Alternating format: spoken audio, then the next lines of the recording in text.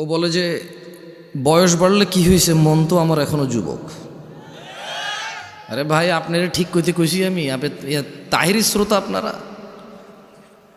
হ্যাঁ? তো তাইলে ঠিক বেঠিক বলতেছেন কেন? তো জিজ্ঞেস তো করি নাই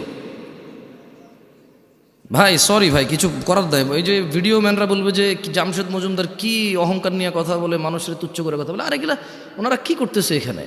আসতে ইসলাম শিখতে আসে, ঠিক বেঠিক আপনি সিদ্ধান্ত দিবেন।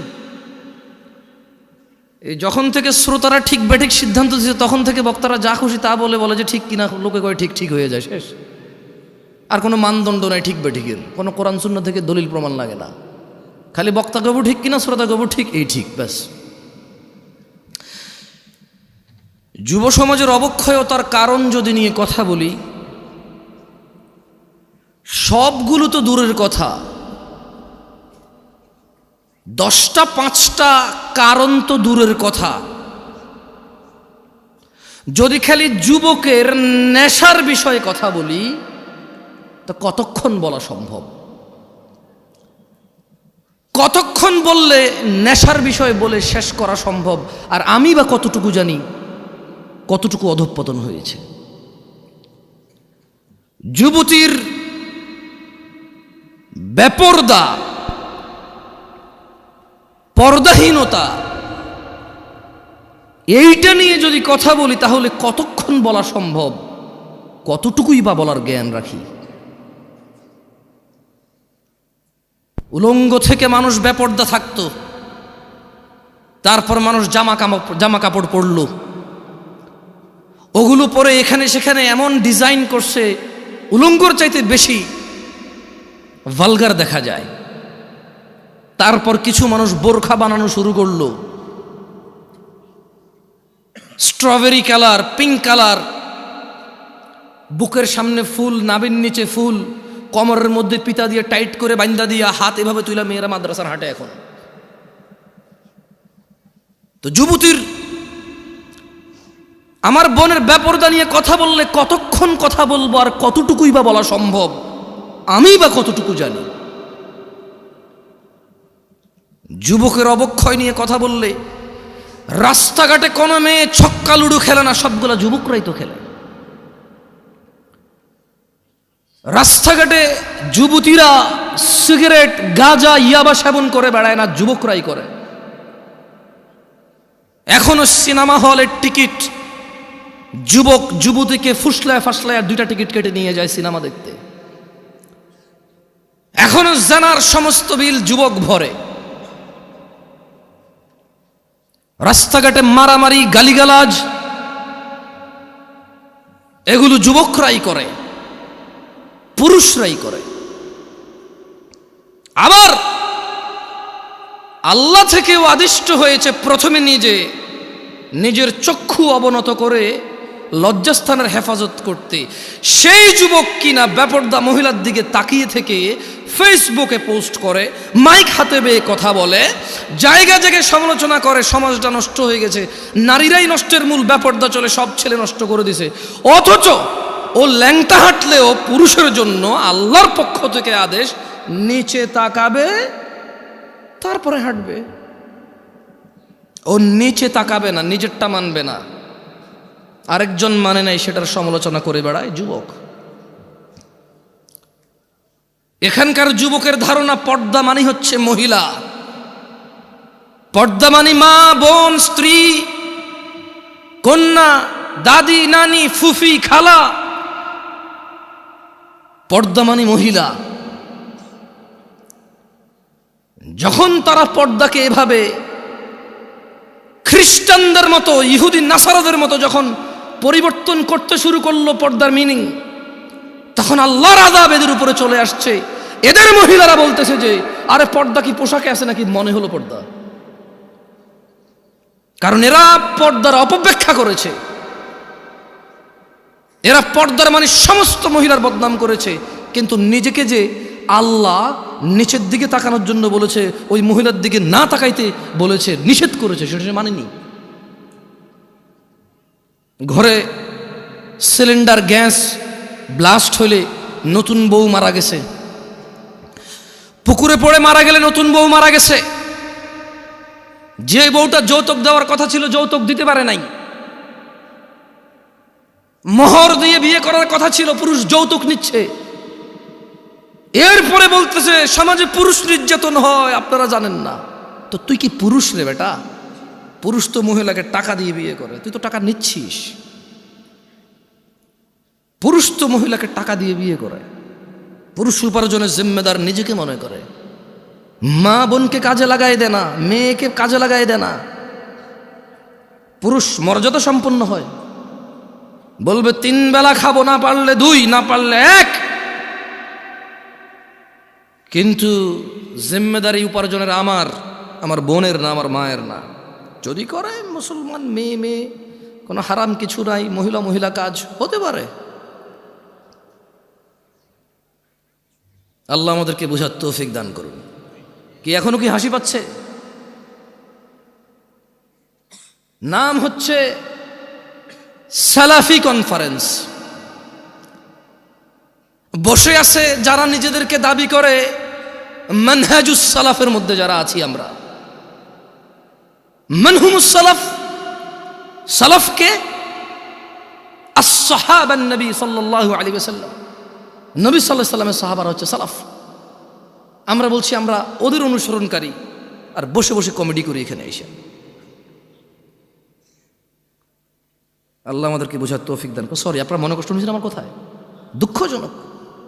এই শীতের মধ্যে এত কষ্ট করে বসে আছেন হাসি তামাশা করার জন্য, মোবাইলে কমেডি দেখেন, এখানে বসে আছেন কেন? মনে রাখতে হবে যুবক ভাই আমার, বর্তমানে আমাদের যুব সমাজের অসংখ্য সংকট, অসংখ্য সমস্যায় জর্জরিত আমাদের সমাজ। এর মধ্যে নাম্বার 1 আর নাম্বার 2, কোনটা 1 নাম্বার কোনটা 2 নাম্বার এটা বলা কঠিন হয়ে যাবে। নেশা আর জেনা, জেনা 1 নাম্বার নাকি নেশা 1 নাম্বার এটা বলা কঠিন হয়ে যাবে, এমন ব্যাপক হারে হয়েছে। ছেলে জেনার সম্পর্ককে প্রেম বলে, ভালোবাসা বলে। ছেলে জেনার সম্পর্ক কন্টিনিউ করে কেন? বিয়ে করবে আশ্বস্ত হয়ে। সে জেনাকে হালাল মনে করে নিয়েছে, কারণ সে মনে করে ওই মেয়েকে সে বিয়ে করবে, এই জন্য তার জন্য এটা হালাল মনে করে সে। অথচ সে ভুলে যায় সে মারা যেতে পারে। সে ভুলে যায় ওই একই মেয়েকে বিয়ে করলেও বিয়ের আগের সম্পর্ক হারাম হারাম বলেই থাকবে লিপিবদ্ধ।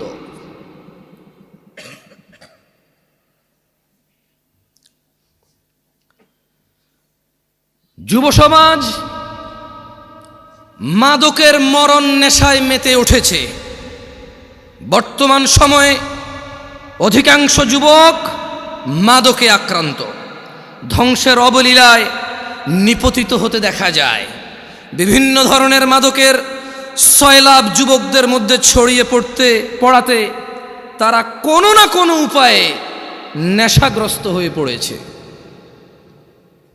যারা নেশা করে তারা অধিকাংশই জানে নেশা কোনো রকম উপকারী বা ভালো কাজ নয়, এবং তা মানুষের জীবনাশক্তি বিনষ্টকারী।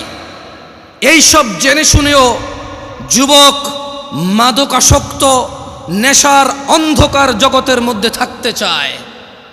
ও থাকতে চায় নেশায় বিভোর হয়ে, উদাসীনতায় মেতে থাকতে চায়, এটা জেনেও যে নেশা ওকে ধ্বংসের সর্ব উচ্চ পর্যায়ে নিয়ে যাবে, ধ্বংসের সর্বশেষ পর্যায়ে নিয়ে যাবে, এটা ও জানে, তারপরও সে মেতে থাকতে চায় নেশায়।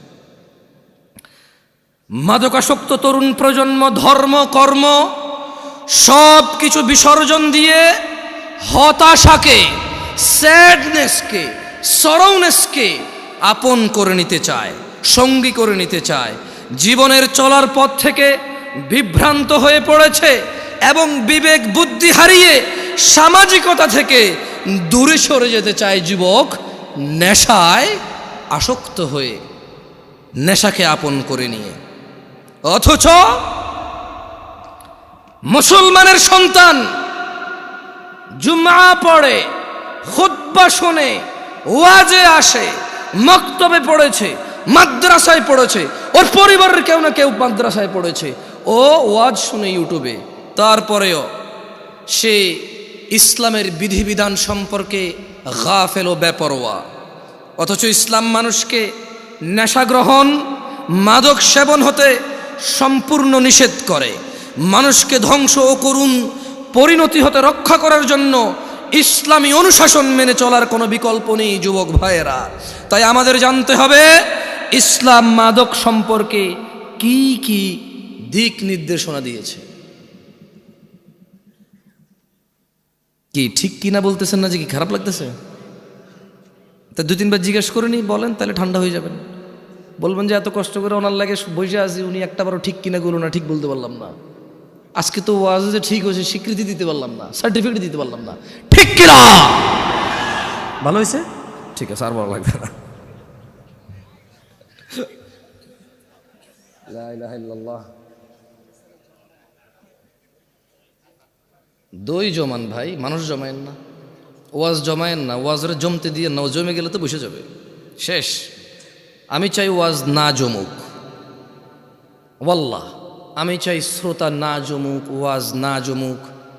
আমি চাই আল্লাহর এই পৃথিবীতে কত নবী রাসূল প্রেরণ করেছে, যাদের উম্মত খুবই অল্প সংখ্যক, কিন্তু তারা অসফল নয়।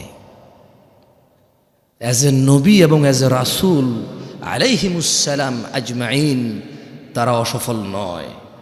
আমি জামশেদ মজুমদার কখন এটা বিশ্বাস করি না এত বড় প্যান্ডেলে এত মানুষ থাকলেই কল্যাণ।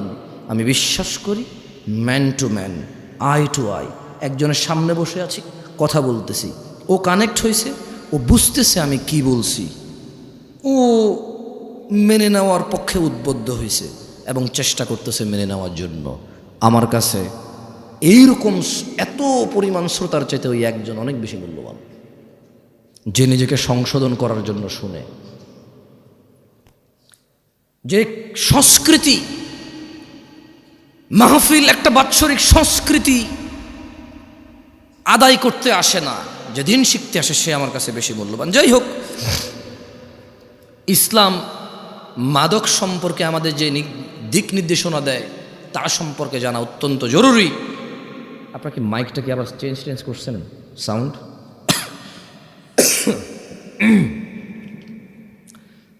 রাসূলুল্লাহ সাল্লাল্লাহু আলাইহি ওয়াসাল্লাম মাদক সম্পর্কে সতর্কবাণী উচ্চারণ করে বলেন, যে কোনো ধরনের নেশাজাত পানীয় হারাম। কোন ধরনের? এইগুলা বলিয়েন, ঠিক বা ঠিক জিজ্ঞেস করবো না, মানে এতক্ষণ তো কথা বলছি, এখন 2-1 হাদিস পড়বো, আয়াত পড়বো, আপনাদেরকে জিজ্ঞেস করব। যেটা জিজ্ঞেস করব ক্লাসে যেমন শিক্ষকরা ছাত্রদেরকে পড়ায়া জিজ্ঞেস করে, ছাত্ররা বলে, আমি চাই একটা হাদিস পড়বো, আপনাদের জিজ্ঞেস করব, আপনারা বলবেন। তাহলে কি হবে? আপনারা যখন বলবেন এটা আপনারা ইজিলি মুখস্থ করতে পারবেন, মনে থাকবে ইনশাআল্লাহ। আল্লাহ আমাদেরকে তৌফিক দান করুন, আমিন। তাহলে মুহাম্মদ সাল্লাল্লাহু আলাইহি সাল্লাম বলেছেন যে কোনো ধরনের নেশাজাত পানীয় হারাম। কয় ধরনের? কোনোটা কি বাদ গেছে? টিকটিকির লেজ, ইয়াবা, গাঁজা, এগুলো তো হাদিসের নাম নিয়ে নাই, এগুলো হাদিসে নাম নিয়ে নাই। কিন্তু যেই জিনিসের নেশা হয় সেটা হারাম কে বলেছে? মুস্তাফা আলাইহিস সালাম। তিনি আরো বলেন, কুল্লু মুস্কিরিন খামর, নেশাজাত যে কোনো দ্রব্যই মাদক, ও কুল্লু মুস্কিরিন হারাম, আর যাবতীয় মাদকই হচ্ছে হারাম। ওয়ামান শারিবাল খামরা ফিদ দুনিয়া ফামাতা ওয়া হুয়া ইউদমিনুহা লাম ইয়াতুব, আর যেই ব্যক্তি দুনিয়াতে মাদক সেবন করে অতঃপর নেশাগ্রস্ত অবস্থায় মৃত্যুবরণ করে তওবা না করে, লাম ইয়াশরাবহা ফিল আখিরাহ, আল্লাহ সুবহানাহু ওয়া তাআলা আখিরাতে তাকে মদ পান করা থেকে বঞ্চিত করবে। তাহলে আমরা বুঝলাম আনার জান্নাতি ফল, আঙ্গুর জান্নাতি ফল, মদও জান্নাতি পানীয়। মদ কি? মদ কি? জান্নাতি পানীয়। তবে জান্নাতি পানীয় যে মদ, ওখানে নেশা নাই। বিশ্বে আমরা মানুষরা যে মদ তৈরি করি সেই মদের নেশা আছে। আর যদি নেশা না হয় এটাকে মদই বলা হয় না। বুঝে আসছে না? আসে নাই? ওটাকে শরবত বলে। কি বলে? যেটা খেলে নেশা হয় না ওটাকে কি বলে? আর যেটাই খেলে নেশা হয় সেটাকে কি বলে? মদ। আখিরাতের মধ্যে নেশা হবে না, কিন্তু ওটার নাম মদ। কেমন? আল্লাহ আমাদেরকে বুঝার তৌফিক দান করুন, আমিন। মানব সভ্যতার প্রতি মারাত্মক হুমকি সৃষ্টিকারী দেশের অন্যতম অভিশাপ মাদকাসক্তি। মাদক দ্রব্যের নেশার ছোবল এমনই ভয়ানক যে তা ব্যক্তি, পরিবার, সমাজ, দেশ থেকেই বিচ্ছিন্ন করে না খালি, বরং তা সমগ্র জীবন ধ্বংস করে দেয়। মানবতার মুক্তির কাণ্ডারি ইসলামই সর্বনাশা মাদক সম্পর্কে মানব জাতিকে সর্বোচ্চ সতর্ক করেছে। মানুষ যাতে মাদক থেকে দূরে থাকে তার জন্য মাদক সেবনে এই নেশাগ্রস্ত ব্যক্তির জন্য ইসলাম শাস্তির ব্যবস্থা করেছেন, ঘোষণা করেছেন, যাতে মানুষ আল্লাহকে পরোয়া করে, যাতে মানুষ জান্নাতকামীরা, জান্নাতের মনোবাসনা যাদের ভিতরে আছে, যারা জাহান্নাম থেকে বাঁচতে চায়, যারা রক্ত পুজ খেতে চায় না, যাদের ইচ্ছা নেই মাথার উপরে আল্লাহ গরম পানি ঢেলে দেবে আর টকবক টকবক করে এটা উতরাবে, যাদের এমন ইচ্ছে নেই জাক্কুম ফল খাওয়ার, জাক্কুম কাটা খাওয়ার, যাদের এমন ইচ্ছে নেই হুতমাতে যাওয়ার, ওয়াইলে যাওয়ার, আগুনে প্রবেশ করার, ইসলাম তাদের জন্য ওয়ার্নিং দিয়েছে মদের বিষয়। কি বলেছে? কোরআনুল কারীমে আল্লাহ বলেছে, ইয়া আইয়ুহাল্লাযীনা আমানু, ও মুমিনগণ। তাহলে কি সবাইরে বলছে? সবাইরে বলছে। কারে বলছে? কারে বলছে? অমুসলিমদেরকে বলে নাই? irrelevant to them because they don't believe in Allah subhanahu wa ta'ala. তারা আল্লাহকে বিশ্বাস করে না, সো তারা আখিরাতকে বিশ্বাস করে না, জান্নাতকে বিশ্বাস করে না, জাহান্নামকে বিশ্বাস করে না। বলে যে আমরা দেখছি না তো এটা। অথচ তারা আলোকে বিশ্বাস করে দেখা যায় না, বাতাসকে বিশ্বাস করে দেখা যায় না। এরপরে আবার প্রতিবেদন আসবে এই জমিন থেকে অমুক গ্রহে যেতে 10 লক্ষ কোটি বছর লাগবে। তুই কেমনে বুঝছস? তুই কি গেছস? যে ফিরে আসছিস? বুঝছিস? হ্যাঁ, আমি গেছি, 10 লক্ষ কোটি বছর লাগছে আমার। হ্যাঁ, তারা এগুলো বিশ্বাস করে। অবশ্য আমি বলছি না যে ভুল, তবে আমি সঠিকও বলতে পারবো না, কারণ কোনো একটা জিনিসের দূরত্ব বলার জন্য জরুরি হচ্ছে আমি ওই দূরত্বটা বুঝবো, গতিটা বুঝবো, ক্যালকুলেশন করবো যে হ্যাঁ এতদিন পরে যায় পৌঁছাবে। এখন একটা জিনিস 10 লক্ষ কোটি বছর দূরে, আমি কেমনে বুঝছি এটা 10 লক্ষ কোটি বছর? মানে আমি কিছু কি, মানে কোনো একটা গতিশীল কিছুকে তো বানাইতে হয়েছে, বানায় মাপতে হয়েছে, এটা যদি এই গতিতে যায় তাহলে 10 লাখ কোটি বছর লাগবে। এখন এটা এই গতিতে 10 লাখ কোটি বছর লাগবে কেমনে বুঝছি? ওই দূরত্ব তো আমি দেখতেছি না। তারা এগুলো বিশ্বাস করে। তারা জান্নাত জাহান্নাম বিশ্বাস করে না, বলে যে দেখছি না। অথচ ঘুমের মধ্যে মানুষ কান্না করে, কেন? সাপে কামড় দিছে। ঘুমের মধ্যে মানুষ ঘামায়া যায়, কেন? খাদে পড়ে যাচ্ছে। ঘুমের মধ্যে মানুষ হাউ মাউ করে চিল্লায়, কেন? ওর বাপ মারা গেছে, মা মারা গেছে। উঠে দেখে যে না, ও স্বপ্নে দেখেছে। ও ঘুমে কষ্ট পায়। ঘুমে কি পায়? কষ্ট পায়। সে জাহান্নামে যে আযাব আছে সে সেটা অনুভব করতে পারে না। বলে দেখি নাই। তাহলে আল্লাহ কাকে বলেছে? খেয়ে ফেলেছেন, চা নাস্তার ব্যবস্থা করেন, এরা তো ওয়াজ খেয়ে ফেলে। ইয়া আইয়ুহাল্লাযীনা আমানু, হে তোমরা যারা ঈমান এনেছো, ইন্নামাল খামরু ওয়াল মাইসিরু ওয়াল আনসাবু ওয়াল আজলাম রিজসুম মিন আমালিশ শাইতান ফাজতানিবুহু লাআল্লাকুম তুফলিহুন। ও আমার যুবক ভাই, মনোযোগ দিয়ে শোনো, তোমার রব কি বলছে। তিনি বলছেন, ও তোমরা যারা ঈমান এনেছো, নিশ্চয় মদ, জুয়া, প্রতিমা ও ভাগ্য নির্ণয়ক তীর হচ্ছে ঘৃণ্য বস্তু, শয়তানের কারসাজি। সুতরাং তোমরা এই সব বর্জন করো। কেন বর্জন করবে? লাআল্লাকুম তুফলিহুন, লাআল্লাকুম তুফলিহুন। মদ ছেড়ে দাও, লাআল্লাকুম তুফলিহুন। জুয়া ছেড়ে দাও, লাআল্লাকুম তুফলিহুন, যাতে তোমরা সফল হও, বিজয়ী হও। কোন মানুষ মদ খেয়ে নেশা করে অথবা জুয়া খেলে সফল হবে না, ইম্পসিবল। আল্লাহ সুবহানাহু ওয়া তাআলা বলেছে এটা, যে তোমরা মদ ছাড়ো, জুয়া ছাড়ো। কেন? লাআল্লাকুম তুফলিহুন, যাতে তোমরা সফল হতে পারো। আবু দারদা রাদিয়াল্লাহু আনহু থেকে বর্ণিত, তিনি বলেন, আমাকে আমার প্রিয় বন্ধু রাসূল সাল্লাল্লাহু আলাইহি ওয়াসাল্লাম এই মর্মে ওসিয়ত করেছেন, লা তাশরাবিল খামর ফাইন্নাহা মিফতাহু কুল্লি শারর। একদা আবু দারদা রাদিয়াল্লাহু আনহু বলছে যে মুহাম্মদ সাল্লাল্লাহু আলাইহি সাল্লাম আমার বন্ধু আমাকে ওসিয়ত করেছে। কি করেছে? কি করেছে? আপনারা ঠিক বলতে বলতে অভ্যস্ত তো, ওইটাই খালি বলেন, অন্য কিছু আর বলেন না। কি করেছে? ওসিয়ত করেছে। আমার সাথে পড়েন হাদিসটা, বলেন আবু দারদা রাদিয়াল্লাহু আনহু থেকে বর্ণিত, না জোরে বলেন, আবু দারদা রাদিয়াল্লাহু আনহু থেকে বর্ণিত, তিনি বলেন, আমাকে আমার প্রিয় বন্ধু রাসূলুল্লাহ সাল্লাল্লাহু আলাইহি ওয়াসাল্লাম এই মর্মে ওসিয়ত করেছেন, লা তাশরাবিল খামরা। ও আবু দারদা, তুমি কখনো মদ পান করিও না। ফাইন্নাহা মিফতাহু কুল্লি শারর, কারণ মদ, নেশা সকল অকল্যাণ, সকল খারাপ, সকল পাপের চাবিকাঠি। বুঝছেন না? বুঝেন নাই?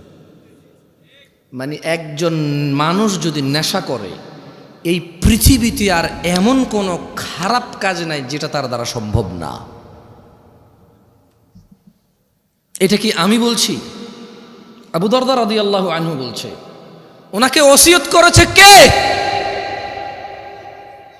আবার খাইছে, আর একটু যা নাস্তা দেন এদেরকে। ওসিয়ত করেছে কে? মুস্তাফা আলাইহিস সালাম।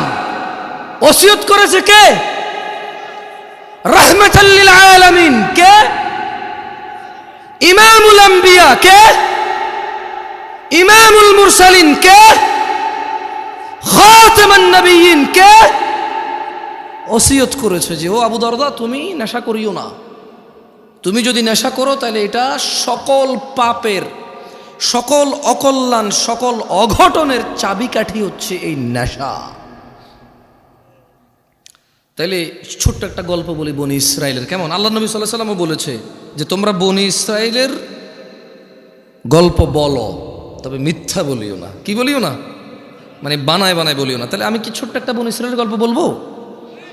আপনাদের কষ্ট হয়ে যাচ্ছে, আমি বক্তব্য ছেড়ে দেবো ইনশাল্লাহ 2-1 মিনিটের মধ্যে।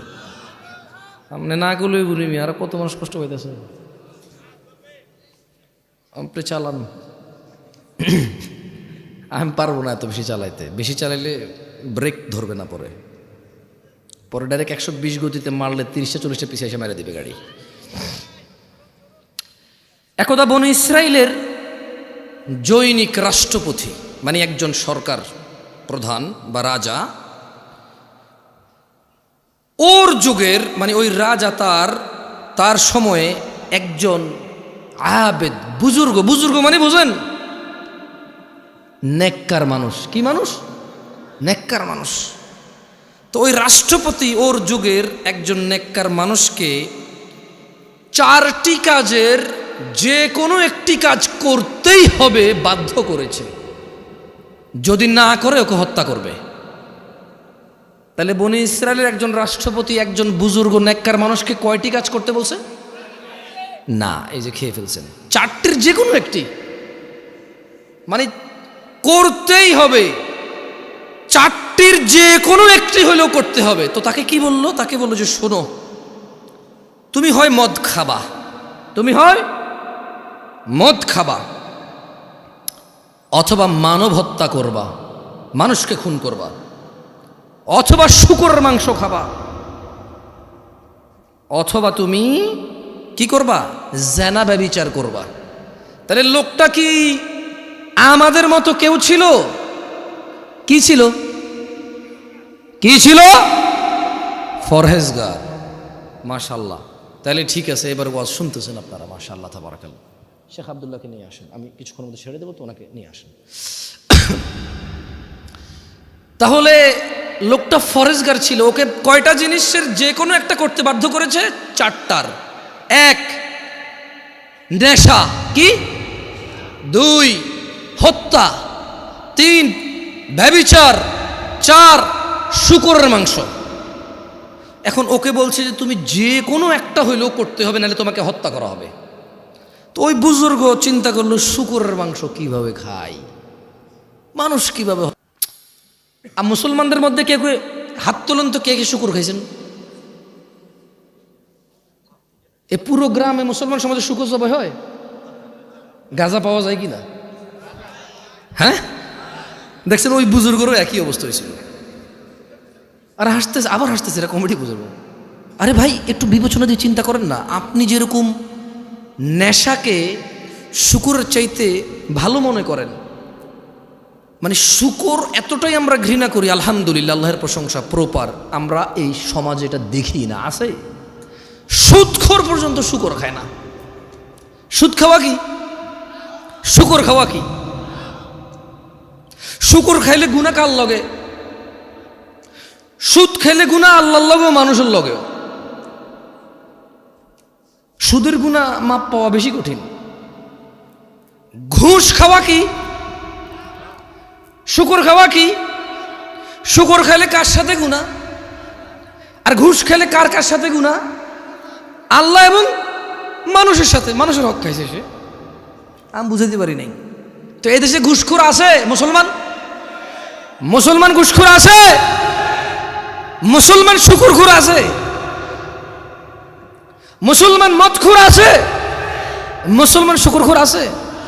নাই। তো আপনি হয়তো চিন্তা করবেন যে ওই লোক যদি এত ফরজগার হয়, তাহলে সে মদ নির্বাচন করলো কেন? কারণ বস্তুত মদ, শূকর অথবা হত্যা, ব্যভিচারের চাইতে নর্মাল মনে হয় মানুষের কাছে। এটা মানুষের কাছে মনে হয়। কার কাছে মনে হয়? আপনাকে একটা কথা বলি, মনে হওয়ার কারণ আছে। যে অপরাধটা যত বেশি ভয়ানক, শয়তান ওইটাকে তত সহজ করে, তত সুশোভিত করে তুলে দেখায়। বুঝছেন? তো ওই ফরেজগার লোক কি নির্বাচন করেছিল? মদ নির্বাচন করেছে। পরিশেষে উক্ত ব্যক্তি বাধ্য হয়ে মদ পানকে সহজ মনে করে তা করতে রাজি হলো। কিন্তু যখন সে মদ খেলো, মদ খাওয়ার পর সে সম্পূর্ণ মাতাল হয়ে বাকি তিনটা কাজও সে করছে। কারণ মদ খেলে বিবেক চলে যায়। মদ খেলে কি চলে যায়? তো যখন সে সহজ মনে করে মদ খেলো, নেশাগ্রস্ত মাতাল হয়ে জেনাও করছে, শূকরও হয়েছে। আল্লাহ তাআলা আমাদেরকে বুঝার তৌফিক দান করুন। আমি যে একটু আগে বলেছি যে যেই অপরাধটা যত বড়, মানুষের জন্য যত ধ্বংসশীল, শয়তান এটাকে তত কি করে দেখায়? সুন্দর করে দেখায়। দেখেন আল্লাহ কি বলে কোরআনুল কারীম, আউযু বিল্লাহি মিনাশ শাইতানির রাজিম। ইন্নামা ইউরিদুশ শাইতান إنما يريد الشيطان أن يوقع بينكم العداوة والبغضاء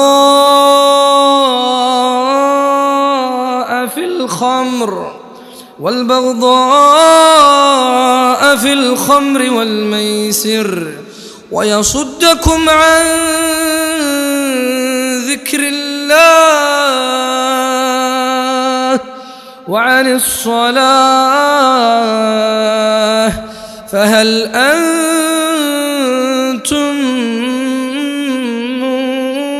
মুনতাহুন। নিশ্চয়ই শয়তান মদ, জুয়ার দ্বারা। নিশ্চয়ই ইন্নামা ইউরিদু শাইতান, নিশ্চয়ই শয়তান চায় মদ জুয়ার দ্বারা তোমাদের মধ্যে পারস্পরিক শত্রুতা বিদ্বেষ ঘটাতে এবং তোমাদের আল্লাহর স্মরণ ও নামাজ থেকে বিরত রাখতে। নিশ্চয় শয়তান কি চায়? মদ জুয়ার মাধ্যমে নিজেদের মধ্যে ভেজাল পাকাই দিতে এবং সলাৎ থেকে দূরে রাখতে এবং আল্লাহর স্মরণ থেকে দূরে রাখতে। তবু কি তোমরা, আল্লাহ বলছে যে ফাহাল আনতুম মুনতাহুন,